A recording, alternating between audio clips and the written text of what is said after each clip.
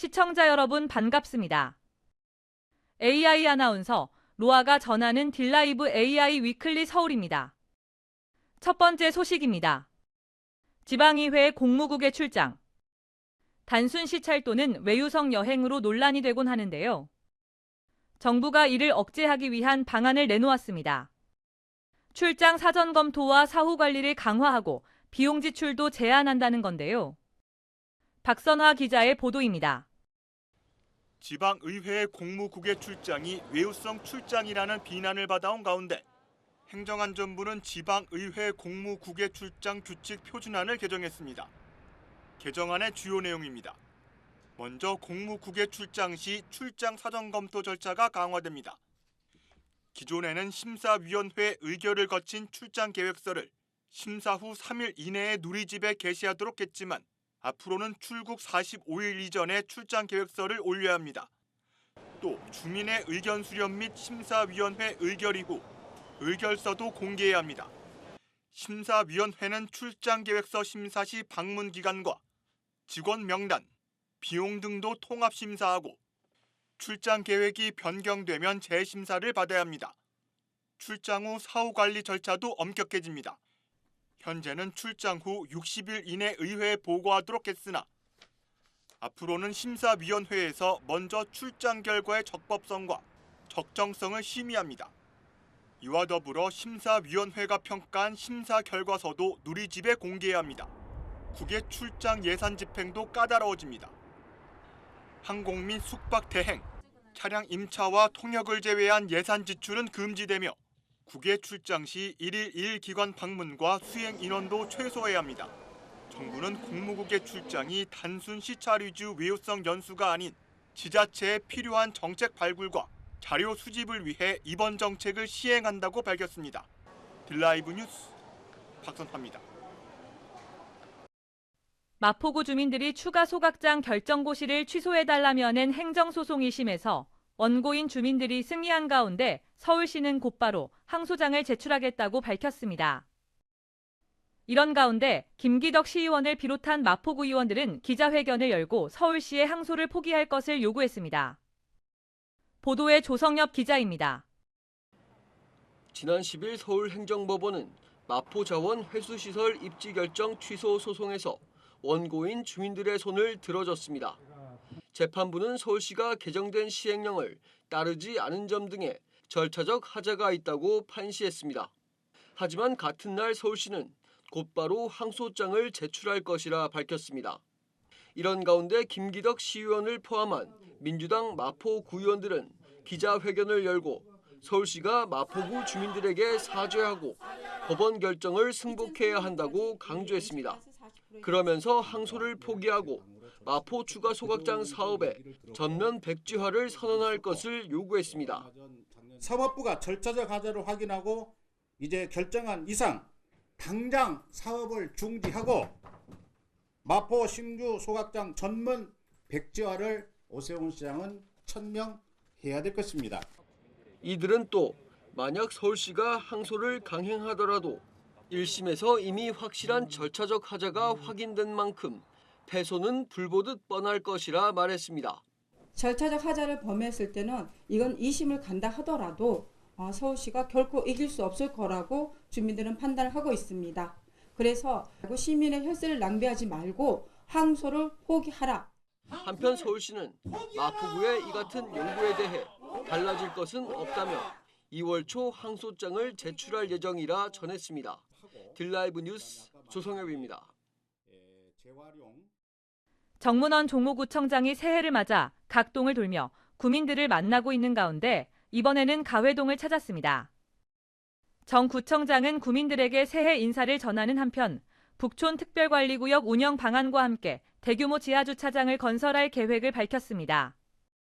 이주협 기자의 보도입니다. 북촌 한옥마을이 서울을 대표하는 관광지로 자리매김하면서 해마다 많은 관광객들이 찾게 됐지만 주민들은 소음과 쓰레기 등으로 고통받아 왔습니다. 이에 종로구는 지난해 전국 최초로 북촌 주거지 일부 지역을 특별관리구역으로 지정하고 관람 시간을 제한했습니다. 지금은 계도 기간이지만 관람 시간 위반 시 오는 3월부터 과태료가 부과될 예정입니다. 또 하반기부턴 북촌로 일대에서 전세버스 통행이 제한됩니다. 불법 주정차 문제를 해소하기 위해 북촌로 5길에서 창덕궁 1길 약 2.3km 구간의 전세버스 통행도 제한할 계획입니다. 단속 시스템 및 교통시설물 설치 등 사전 준비 과정을 거친 후 하반기부터 시행 예정입니다. 이와 함께 군은 북촌로 일대 주차난 해소를 위해 대규모 공영주차장을 건설할 계획을 밝혔습니다. 안국역부터 가회동 성당까지 이르는 500여 미터 지하 공간을 활용해 주차장을 비롯해 문화체육시설, 의원이나 약국 같은 근린생활시설까지 조성할 구상입니다. 올해 2월부터 기본계획 구상에 들어가며 보다 효율적인 방법을 찾기 위해 민간 투자 사업과 서울시 지원 사업 두 가지 방향으로 준비해 나간다는 설명입니다. 지하 4층까지 저희가 이제 팔 계획으로 있는데요. 주차장은 약 한 450여. 그리고 가해동 주민들이 가장 불편해하는 문화시설 그리고 병의원 이런 부분들 우리 생활의 가장 밀접 업종을 저희가 지하에 같이 지금 검토를 하고 있습니다. 한편 정문원 종로구청장은 대통령 탄핵 심판이 얼마 남지 않은 가운데 헌법재판소 일대에서 예상되는 집회 시위에 대한 우려를 표했습니다. 그러면서 지역 주민들의 불편을 최소화하기 위해 노력하겠다는 메시지를 전달했습니다. 교통도 불편하고 굉장히 걱정스러운 게 많습니다. 지금 좀 어렵지만 우리 역사가 그랬듯이 우리가 좀 힘을 내고 그다음에 지혜를 모아서 앞으로 한 발자국 나아간다면 희망을 찾을 수 있을 거라고 확신을 합니다. 전국 최초 특별관리구역 운영에 이어 대규모 문화시설 사업까지 예고된 가회동. 지역 주민들의 기대가 쏠리고 있습니다. 딜라이브 뉴스 이주협입니다.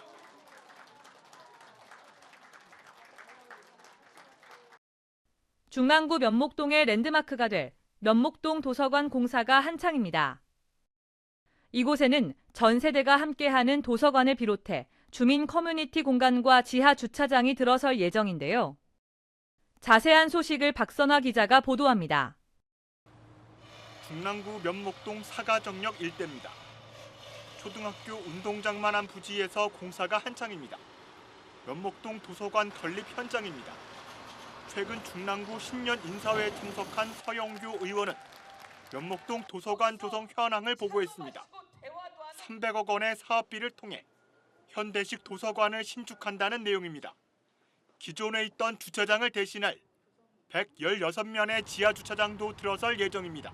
도서관이 300억짜리가 생기고 거기에는 주차장이 있었는데 그 주차장을 지하로 넣고 그리고 주차시설도 더 많이 만들고 위에 있던 노상 주차장을 도서관으로 만드는 겁니다. 면목동 도서관은 지하 3층, 지상 4층 규모입니다. 지상에는 도서관을 비롯해 지역 주민을 위한 커뮤니티 공간, 세미나실 등을 갖춥니다. 도서관의 디자인은 50% 이상 유리창으로 설계해 개방감을 높인다는 계획입니다. 거기서 차도 마시고 대화도 하는 그래서 어른들이 책 읽으면서 대화하고 공동체 활동을 할 수 있는 그런 공간으로 만들어 보겠습니다, 여러분. 명실상부 중랑구 면목동에 랜드마크로 기대를 모으고 있는 면목동 도서관. 주민들을 위한 문화 복합 공간이 이른 시일 내에 선보일 예정입니다. 딜라이브 뉴스 박선화입니다. 위례신사선과 트램 사업이 관계 부처 간 협의점을 못 찾고 제자리 걸음 수준에 머물고 있습니다. 주민들은 서울시 등을 상대로 사업 정상화를 촉구하고 있지만 해법 찾기가 암울한 게 현실인데요. 사업이 지연될수록 지역 정치권에서도 고민이 깊은 모습입니다. 보도에 유승한 기자입니다. 지난해 민간 사업자 선정에 실패한 후 재정 사업으로 전환한 위례 신사선 사업. 첫 삽조차 뜨지 못한 채 기다림의 시간은 무려 15년 이상 계속되고 있습니다. 주민들이 요구하는 단축 방안은 예비 타당성 조사 생략 등 행정 절차 간소화. 하지만 이를 뒷받침할 법적 근거와 과거 선례를 찾기 힘들어 적용이 어려운 상황입니다. 지금 저희가 어떻게 해서 이렇게 더 어떻게 단축을 하겠다라고는 저희가 딱 지금 말씀을 드릴 수가 없는 단계여가지고 제가 그 부분까지 말씀을 못 드리겠지만 저희가 그런 부분들은 계속 노력해서 지금 단축하고 있다. 입주 전 교통 분담금을 지불했지만 매일 출퇴근 전쟁을 치러야 하는 주민 입장에선 서울시의 반복적인 답변이 듣기 거북할 정도입니다. 결론은 노력하겠다. 결론은 진행하고 있다. 하나만 하는 소리, 드러나만 하는 소리. 이거 십몇 년 동안 그 소리가 들었다 보니까 이제는 그 소리 듣기 싫어하는 거예요. 여타 면제 같은 경우에는 정부도 지금 어쨌든 나라가 어수선하다 보니까 접근하기가 좀 쉽지 않은데 예타 생략에 대해서는 어떻게 보고 계시는지 가능성이 있는 건지 좀 구체적으로 말씀해 주시면 좋겠습니다. 함부로 답할 수 없는 부분이 좀 있어서 다 쉽지 않은 부분입니다. 위례 트램도 사업이 지연되고 있는 형국입니다. 현재 철도냐 도로냐를 두고 경찰청과 의견이 엇갈리고 있는 상황입니다. 쉽게 설명드리면 사고가 났을 때 철도법을 받느냐 아니면 도로법을 받느냐 이 두 가지입니다. 그래서 경찰청의 지금 협의 과정에서 부결이 돼가지고 저희들이 지금 계속 노력하고 있습니다. 송파와 하남 등 지역 정치권에서도 사업 지연에 따른 고민이 깊습니다. 더불어민주당 남인순 의원은 예타 생략을 위한 법적 근거를 마련하겠다고 밝혔습니다. 오늘 이제 김태년 의원님실하고 그다음에 또 추미애 의원님실하고 같이 협의를 하고 여러분들과 협의를 하고 서울시랑 좀 얘기를 해서 이걸 생략할 수 있는 어떤 법적 근거를 좀 만들어서라도 이 일이 어쨌든 근거를 갖고 진행될 수 있도록 국회에서는 좀 노력을 해야 되겠다 이런 생각을 갖고 왔습니다. 이현재 하남시장은 경기도로 노선을 연장하는 광역철도화를 대안으로 제시했습니다. 또 논리적 접근보다는 전략적으로 정부 책임론을 강조해야 한다고 덧붙였습니다. 이 문제는 너무 이렇게 논리적인 접근을 해서는 저는 좋은 방법은 아니라고 생각을 합니다. 민자 사업을 하다가 안 돼서 재정 사업으로 사실상 전환이 됐고 저희들도 이 문제는 국토부에 이미 문제 제기를 했고 국토부의 대광위에서도 기정사실로 받아들이고 있습니다. 불안정한 시국과 여러 걸림돌 때문에 좀처럼 속도를 내지 못하고 있는 위례 신도시의 교통 현안. 주민들이 당연히 누려야 할 권리를 언제쯤 찾게 될지 현재로선 안개 속입니다. 딜라이브 뉴스 유승환입니다.